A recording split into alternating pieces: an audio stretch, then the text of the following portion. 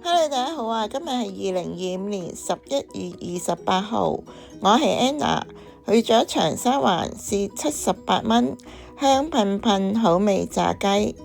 請大家 like、comment、share 同記得 subscribe 我 channel 啊 ！Let's go！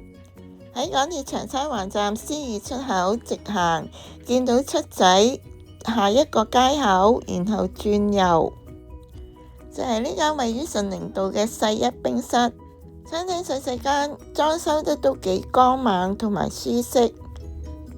牆上面都貼有78蚊炸雞套餐嘅牌，台面擺咗有張餐牌，寫住48蚊沙爹牛麵套餐，同樣都係餐廳出色嘅。今日嘅炸雞套餐加3蚊就有凍檸茶，仲有羅宋湯嘅，但係味道就比較淡。羅宋湯呢上台都熱辣辣嘅，係冇肉嘅，全部都係蔬菜。湯呢嘅味道呢就比較淡，蔬菜嘅份量呢都好充足嘅，有椰菜、西芹、番茄、紅蘿蔔等等。呢個78蚊出名嘅炸雞套餐，炸雞呢都相當之靚啊，炸得外皮呢都好香口，好脆嘅，裏面呢都好多肉汁，好 juicy。雞肉呢都嫩滑好食嘅，但係呢就雞味唔算濃郁，醃料呢都唔係太過入味。